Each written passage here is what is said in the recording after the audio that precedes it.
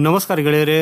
Rafael F-35 Sukhoi ಹೀಗೆ ಹಲವು fighter ಜೆಟ್ಗಳ ಸಾಮರ್ಥ್ಯದ ಬಗ್ಗೆ ನಾವು ಆಗಾಗ ಚರ್ಚೆ ಮಾಡ್ತಾ ಇರ್ತೇವೆ. ಆದರೆ ಒಂದು ಫೈಟರ್ ಜೆಟ್ನ ಬೆಲೆ ಎಷ್ಟಿರಬಹುದು ಅಂತ ನೀವು ಯಾವಾಗಲಾದರೂ ಯೋಚನೆ ಮಾಡಿದ್ದೀರಾ ಗೆಳೆಯರೆ? ಇವತ್ತಿನ ಈ ವಿಡಿಯೋದಲ್ಲಿ ನಾವು ಈ ಯುದ್ಧ ವಿಮಾನಗಳ ವಿಶೇಷತೆಗಳು ಹಾಗೂ ಅವುಗಳ ಬೆಲೆಯ ಬಗ್ಗೆ ಸಂಪೂರ್ಣವಾಗಿ ತಿಳಿದುಕೊಳ್ಳಲಿದ್ದೇವೆ. ಈ ಜೆಟ್ಗಳು ಇಷ್ಟೊಂದು ದುಬಾರಿ ಯಾಕೆ? ಪ್ರಪಂಚದಾದ್ಯಂತ ದೇಶಗಳು ಇವುಗಳ ಮೇಲೆ ನೀರಿನಂತೆ ಹಣವನ್ನು ಯಾಕೆ ಖರ್ಚು ಮಾಡ್ತವೆ? ಈ ಎಲ್ಲ ಕುತೂಹಲಕಾರಿ ಮಾಹಿತಿಗಳನ್ನು ನಾವು ಇವತ್ತಿಗೆ ಚರ್ಚೆ ಮಾಡಲಿದ್ದೇವೆ. ಆದ್ದರಿಂದ ಈ ವಿಡಿಯೋವನ್ನು ಕೊನೆವರೆಗೂ ನೋಡಿ ಹಾಗೂ ಲೈಕ್ ಮಾಡುತ್ತಾ ಚಾನೆಲ್ ಸಬ್ಸ್ಕ್ರೈಬ್ ಮಾಡುವುದನ್ನು ಮರೆಯದಿರಿ.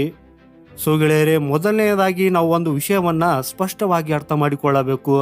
ಇವತ್ತಿನ ಕಾಲದ ಫೈಟರ್ ಜೆಟ್ಗಳು ಕೇವಲ ಬಂದೂಕುಗಳನ್ನು ಅಳವಡಿಸಿದ ಸಾಮಾನ್ಯ ವಿಮಾನಗಳಲ್ಲ, ಇವುಗಳು ಹಾರುವ ಡೇಟಾ ಹಬ್ಗಳು.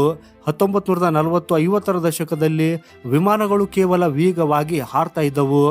ಆದರೆ ಇವತ್ತಿನ ಆಧುನಿಕ ವಿಮಾನಗಳು ಶತ್ರುವಿನ ಕಣ್ಣಿಗೆ ಬೀಳುವ ಮುನ್ನವೇ ಅವರನ್ನು ಹೊಡೆದುಳಿಸುವ ಅದ್ಭುತ ಸಾಮರ್ಥ್ಯವನ್ನು ಹೊಂದಿವೆ.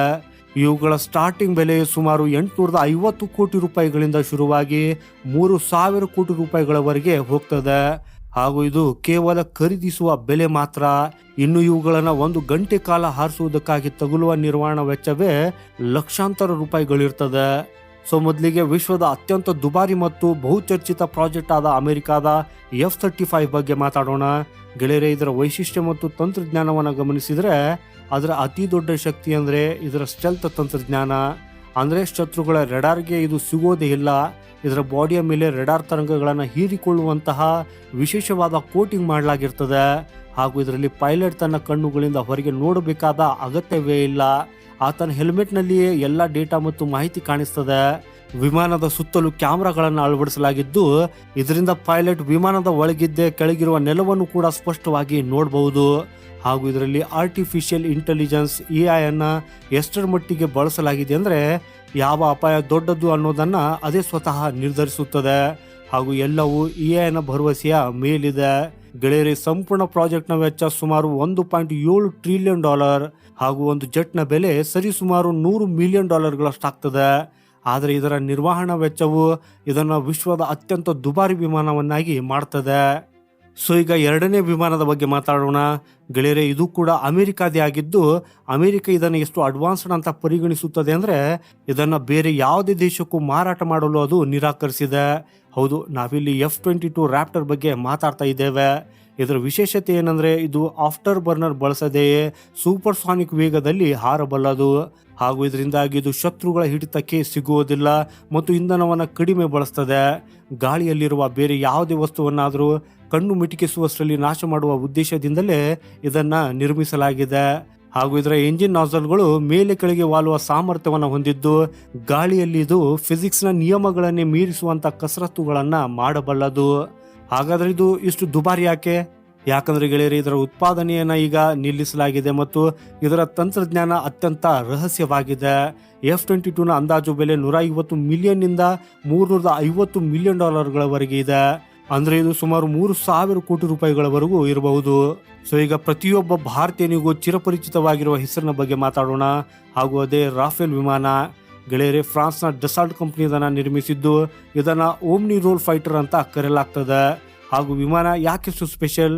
ಯಾಕಂದ್ರೆ ಗೆಳೆಯರೆ, ಇದು ಒಂದೇ ಮಿಷನ್ನಲ್ಲಿ ದಾಳಿಯನ್ನು ಮಾಡಬಲ್ಲದು, ಗೂಢಚಾರಿಕೆಯನ್ನು ಮಾಡಬಲ್ಲದು ಮತ್ತು ಅಗತ್ಯ ಬಿದ್ದರೆ ನ್ಯೂಕ್ಲಿಯರ್ ಅಟ್ಯಾಕ್ ಅನ್ನು ಕೂಡ ಮಾಡುವ ಸಾಮರ್ಥ್ಯವನ್ನು ಹೊಂದಿದೆ.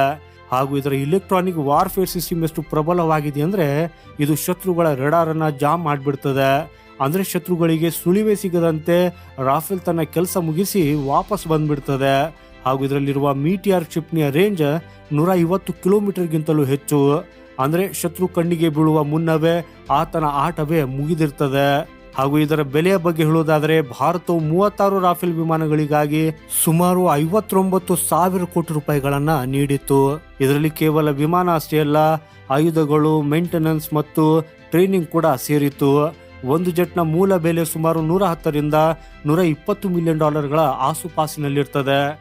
ಸೊ ಈಗ ಯುರೋಪಿಯನ್ನ ಅತ್ಯಂತ ವಿಶೇಷ ವಿಮಾನ ಯುರೋಫೈಟರ್ ಟೈಫೂನ್ ಬಗ್ಗೆ ತಿಳಿದುಕೊಳ್ಳೋಣ ಗೆಳೆಯರೆ. ಇದು ಯಾವುದೇ ಒಂದು ದೇಶದ ಪ್ರಾಜೆಕ್ಟ್ ಅಲ್ಲ, ಬದಲಾಗಿ ಬ್ರಿಟನ್, ಜರ್ಮನಿ, ಇಟ್ಲಿ ಮತ್ತು ಸ್ಪೇನ್ ದೇಶಗಳ ಜಂಟಿ ಯೋಜನೆಯಾಗಿದೆ. ಹಾಗೂ ಇದು ಅತ್ಯಂತ ಚುರುಕಾದ ವಿಮಾನ. ಇದರ ವಿನ್ಯಾಸವು ಅತಿ ಎತ್ತರದಲ್ಲಿಯೂ ಬಹಳ ವೇಗವಾಗಿ ತಿರುಗುವ ಶಕ್ತಿಯನ್ನ ಇದಕ್ಕೆ ನೀಡ್ತದೆ. ಹಾಗೂ ಇದರಲ್ಲಿ ಒಂದು ವಿಶೇಷವಾದ ಇನ್ಫ್ರಾರೆಡ್ ಸೆನ್ಸಾರ್ ಇದ್ದು ತನ್ನ ರಡಾರ್ ಅನ್ನು ಆನ್ ಮಾಡದೆ ಶತ್ರು ವಿಮಾನದ ಹೀಟ್ ಅನ್ನು ಗುರುತಿಸಿ ಅದನ್ನ ಟ್ರ್ಯಾಕ್ ಮಾಡಬಲ್ಲದು. ಹಾಗೂ ಇದರ ಬೆಲೆಯನ್ನು ನೋಡುವುದಾದರೆ ಇದು ಕೂಡ ಸುಮಾರು $120 ಮಿಲಿಯನ್ ಹೆಚ್ಚೇ ಇದೆ. ಹಾಗೂ ಯುರೋಪಿಯನ್ ದೇಶಗಳಿಗೆ ಇದು ಅವರ ಭದ್ರತೆಯ ಬೆನ್ನೆಲುಬು ಅಂತಲೇ ಪರಿಗಣಿಸಲಾಗಿದೆ. ಸೊ ಈಗ ರಷ್ಯಾದ ಬಗ್ಗೆ ಮಾತಾಡೋಣ ಗೆಳೆಯರೆ. ರಷ್ಯಾದ ಅತ್ಯಂತ ಮಾರಕ ವಿಮಾನವಾದ Su-57 ರಷ್ಯಾದ ಮೊದಲ ಸ್ಟೆಲ್ತ್ ಫೈಟರ್ ಆಗಿದ್ದು ಇದನ್ನ ಫೆಲಾನ್ ಅಂತಾನೂ ಕರೆಯಲಾಗ್ತದೆ. ರಷ್ಯಾದ ವಿಮಾನಗಳು ಯಾವಾಗಲೂ ತಮ್ಮ ಅದ್ಭುತವಾದ ದಾಳಿಯ ಸಾಮರ್ಥ್ಯಕ್ಕಾಗಿ ಹೆಸರುವಾಸಿಯಾಗಿವೆ. ಹಾಗೂ Su-57 ರಷ್ಯಾದ ಮೊದಲ 5th ಜನರೇಷನ್ ವಿಮಾನವಾಗಿದೆ. ಸೊ ಭಾರತ ಕೂಡ ಈ ವಿಮಾನದಲ್ಲಿ ಆಸಕ್ತಿಯನ್ನ ತೋರಿತ್ತು. ಹಾಗೂ ಇದು ಅಪಾರ ಪ್ರಮಾಣದ ಶಸ್ತ್ರಾಸ್ತ್ರಗಳನ್ನು ಹೊತ್ತೊಯ್ಯುವ ಸಾಮರ್ಥ್ಯವನ್ನು ಕೂಡ ಹೊಂದಿದ್ದು ಬಹುದೂರದವರೆಗೆ ದಾಳಿ ಮಾಡಬಲ್ಲದು. ಆದಾಗ್ಯೂ ಎಕ್ಸ್ಪರ್ಟ್ ಪ್ರಕಾರ ಇದರ ಸ್ಟೆಲ್ತ್ ತಂತ್ರಜ್ಞಾನ ಅಮೆರಿಕಾದ ವಿಮಾನಗಳಷ್ಟು ನಿಖರವಾಗಿಲ್ಲ. ಆದರೂ ಇದರ ಬೆಲೆ ಮತ್ತು ಶಕ್ತಿ ಇದನ್ನ ಟಾಪ್ ಲಿಸ್ಟ್ ನಲ್ಲಿ ಇರಿಸುತ್ತದೆ. ಇದರ ಒಂದು ಯೂನಿಟ್ ಬೆಲೆ ಸುಮಾರು $100 ರಿಂದ $120 ಮಿಲಿಯನ್ ನಡುವೆ ಇರ್ತದೆ ಅಂತ ಅಂದಾಜಿಸಲಾಗಿದೆ. ಸೊ ಈಗ ಇಲ್ಲಿ ಕಾಡುವ ಅತಿ ದೊಡ್ಡ ಪ್ರಶ್ನೆ ಅಂದ್ರೆ ಈ ವಿಮಾನಗಳು ಇಷ್ಟೊಂದು ದುಬಾರಿ ಯಾಕೆ ಗೆಳೆಯರೆ? ಇದಕ್ಕೆ ಉತ್ತರ ರಿಸರ್ಚ್ ಅಂಡ್ ಡೆವಲಪ್ಮೆಂಟ್. ಈ ವಿಮಾನಗಳನ್ನು ನಿರ್ಮಿಸುವುದಕ್ಕಾಗಿ ಸಾವಿರಾರು ಇಂಜಿನಿಯರ್ಗಳು 20 ರಿಂದ 30 ವರ್ಷಗಳ ಕಾಲ ಹಗಲಿರುಳು ಶ್ರಮಿಸುತ್ತಾರೆ. ಹಾಗೂ ಇದರಲ್ಲಿ ಬಳಸುವ ಕಾರ್ಬನ್ ಫೈಬರ್ ಅಥವಾ ರೆಡಾರ್ ಅಬ್ಸಾರ್ಬೆಂಟ್ ಮಟೀರಿಯಲ್ಗಳನ್ನು ಲ್ಯಾಬ್ಗಳಲ್ಲಿ ವರ್ಷಗಳ ಕಾಲ ಕಠಿಣ ಶ್ರಮ ವಹಿಸಿ ತಯಾರಿಸಲಾಗ್ತದೆ. ಇಂದಿನ ಯುಗದಲ್ಲಿ ಯುದ್ಧವನ್ನು ಕೇವಲ ಹೆಚ್ಚು ಸೈನಿಕರಿರುವ ದೇಶ ಗೆಲ್ಲುವುದಿಲ್ಲ, ಬದಲಾಗಿ ಯಾರ ಹತ್ತಿರ ಅತ್ಯುತ್ತಮ ಮಾಹಿತಿ ಮತ್ತು ಟೆಕ್ನಾಲಜಿ ಇದೆಯೋ ಅವರು ಗೆಲ್ತಾರೆ. ಹಾಗೂ ಈ ವಿಮಾನಗಳು ಕೇವಲ ಬಾಂಬ್ ಹಾಕುವುದಿಲ್ಲ, ಇವು ಶತ್ರುವಿನ ಇಡೀ ರೆಡಾರ್ ಸಿಸ್ಟಮ್ ಅನ್ನೇ ಕುರುಡು ಮಾಡುವ ಸಾಮರ್ಥ್ಯವನ್ನು ಹೊಂದಿವೆ. ಹಾಗೆಯೇ ಇವತ್ತಿಗೆ ನಾವು ಇರಾನ್, ಅಮೆರಿಕ ಮತ್ತು ಇಸ್ರೇಲ್ ನಡುವೆ ನಾವು ನೋಡ್ತಾ ಇರುವಂತೆ ಅರ್ಧದಷ್ಟು ಯುದ್ಧವು ನೆಲದ ಮೇಲೆ ನಡೆಯುವ ಮುನ್ನವೇ ಗಾಳಿಯಲ್ಲಿ ಗೆಲ್ಲಲ್ಪಡ್ತದೆ. ಹಾಗಾಗಿ ವಿಮಾನಗಳು ದಾಳಿ ಮಾಡುವುದಕ್ಕಿಂತ ಹೆಚ್ಚಾಗಿ ಶತ್ರುವಿನ ಸಂಪೂರ್ಣ ರಕ್ಷಣಾ ವ್ಯವಸ್ಥೆಯನ್ನ ನಿಷ್ಕ್ರಿಯಗೊಳಿಸುವ ಕೆಲಸವನ್ನ ಮಾಡ್ತಾವೆ. ಅದಕ್ಕಾಗಿ ಗೆಳೆಯರೆ, ಜಗತ್ತಿನಲ್ಲಿ ತಂತ್ರಜ್ಞಾನವೇ ಅತಿ ದೊಡ್ಡ ಬ್ರಹ್ಮಾಸ್ತ್ರ ಅನ್ನೋದು ಇದರಿಂದ ಸ್ಪಷ್ಟವಾಗ್ತದೆ. ಈ ರೇಸ್ನಲ್ಲಿ ಅಮೆರಿಕ ಎಲ್ಲರಿಗಿಂತ ಮುಂದಿದೆ. ಇವತ್ತಿಗೆ ಅಮೆರಿಕದ ಬಳಿ ಹಲವಾರು ಮಾರಕ ವಿಮಾನಗಳು ಹಾಗೂ ಬಾಂಬರ್ಗಳಿವೆ. ಇವುಗಳ ಬೆಲೆಯೂ ಕೂಡ ಸಾವಿರಾರು ಕೋಟಿ ರೂಪಾಯಿಗಳಷ್ಟಿದೆ. ಹಾಗೂ ಇನ್ನು ನಮ್ಮ ಭಾರತದ ವಿಷಯಕ್ಕೆ ಬಂದರೆ ಇವತ್ತಿಗೆ ಭಾರತದ ಹತ್ತಿರ ಅತ್ಯಾಧುನಿಕ ರಾಫೇಲ್ ಇದೆ. ಭಾರತವು ಸದ್ಯ ತನ್ನದೇ ಆದ 5th ಜನರೇಷನ್ ವಿಮಾನವನ್ನು ಕೂಡ ಅಭಿವೃದ್ಧಿಪಡಿಸುತ್ತಿದೆ. ಹಾಗೂ ಶೀಘ್ರದಲ್ಲೇ ಬೇರೆ ದೇಶದೊಂದಿಗೆ ಯಾವುದಾದರೂ ಆಧುನಿಕ ವಿಮಾನದ ಡೀಲ್ ಮಾಡುವ ಸಾಧ್ಯತೆ ಇದೆ. ಗೆಳೆಯರೆ, ಕೇವಲ ಭಾರತ ಅಷ್ಟೇ ಅಲ್ಲ, ಇವತ್ತಿಗೆ ಪ್ರಪಂಚದ ಅನೇಕ ದೇಶಗಳು ತಮ್ಮ ವಾಯುಪಡೆಗೆ ಆಧುನಿಕ ವಿಮಾನಗಳನ್ನು ಸೇರಿಸಿಕೊಳ್ಳಲು ತುದಿಗಾಲಿನಲ್ಲಿ ನಿಂತಿವೆ. ಸೊ ಗೆಳೆಯರೆ, ಇವತ್ತಿನ ವಿಡಿಯೋದಲ್ಲಿ ಇಷ್ಟೇನೆ. ಈ ಮಾಹಿತಿ ನಿಮಗೆ ಹೇಗನ್ನಿಸಿದೆ? ನಿಮ್ಮ ಅನಿಸಿಕೆ ಹಾಗೂ ಅಭಿಪ್ರಾಯಗಳನ್ನು ಕಮೆಂಟ್ ಬಾಕ್ಸ್ನಲ್ಲಿ ತಪ್ಪದೇ ತಿಳಿಸಿ. ವಿಡಿಯೋ ಇಷ್ಟವಾದರೆ ಲೈಕ್ ಮಾಡಿ ಮತ್ತು ಶೇರ್ ಮಾಡಿ. ಇನ್ನು ಚಾನೆಲನ್ನು ಸಬ್ಸ್ಕ್ರೈಬ್ ಮಾಡಿಲ್ಲ ಅಂದರೆ ಚಾನೆಲನ್ನು ಸಬ್ಸ್ಕ್ರೈಬ್ ಮಾಡಿ. ಸಿಗೋಣ ಮುಂದಿನ ಮತ್ತೊಂದು ಇಂಟ್ರೆಸ್ಟಿಂಗ್ ಮಾಹಿತಿಯೊಂದಿಗೆ. ವಂದೇ ಮಾತರಂ. ಭಾರತ್ ಮಾತಾ ಕಿ ಜೈ.